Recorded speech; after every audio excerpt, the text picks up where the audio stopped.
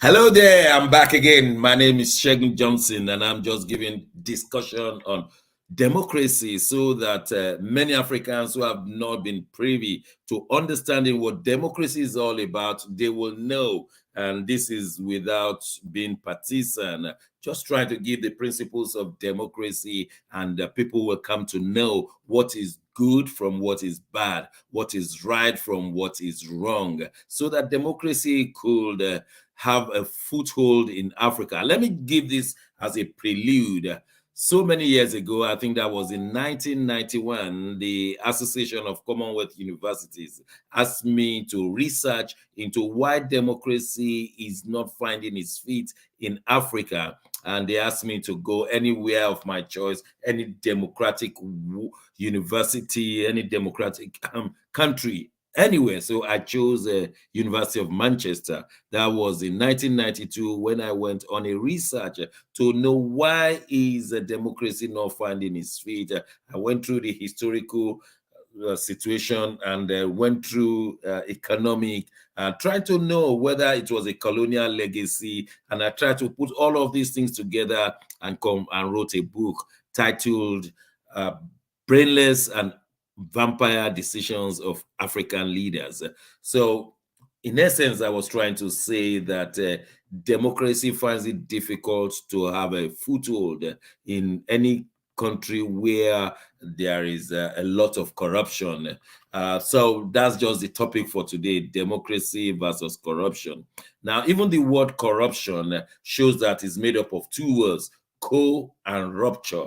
So anywhere corruption is, it will rupture the place that nothing will hold. Unfortunately, many of our leaders are corrupt. That is, they steal government fund, they mismanage fund, they hide it in sewage and places like that.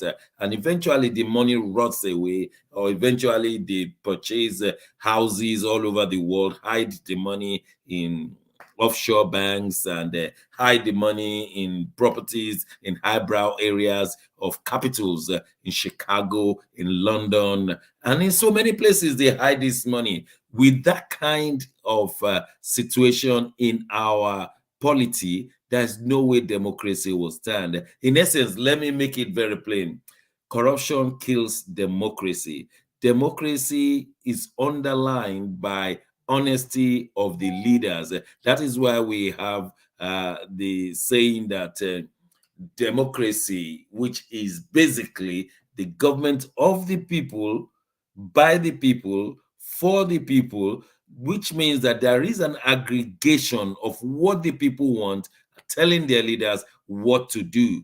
But if these same leaders are now corrupt, that is, they are greedy, they mismanage fund, they steal fund, they don't allocate wealth correctly and evenly and justly around their country, then democracy can never find a place, which means government of the people will never be there. It will never have foundation. I've done a research on these and I know what I'm talking about. I started to look objectively at the decisions that have been made in African countries, many of the African countries, and I come to a conclusion that there's no way anybody with an atom of brain will start some elephant projects that we know that has been obsolete in other countries, and we want to import it into his or her own country and say, let's go. What has been moribund, I mean, is just brainless.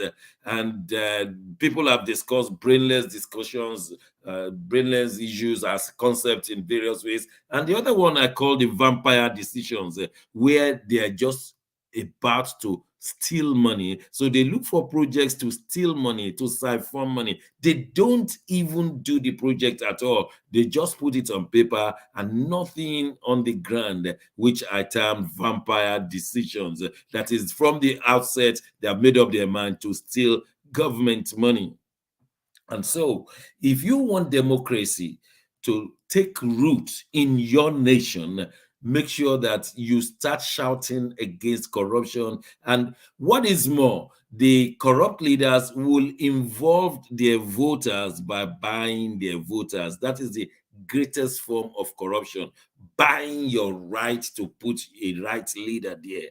That is the greatest form of corruption. It's never done in the Western world. People vote according to their conscience. But in Africa, many are so poor, many have been made poor, many have been made redundant to the point that they will take it and say, let me die, like the biblical Esau took his own birthright and gave it to someone else. So make sure that you don't get involved in corruption that will never allow the gains of democracy to be seen. He who ever pays for your vote has a right to make his money back with an interest.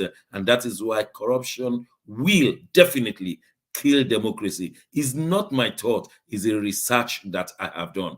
Quote me and read my Bible.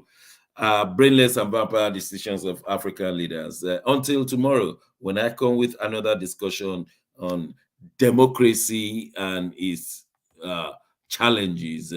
My name is Segun Johnson.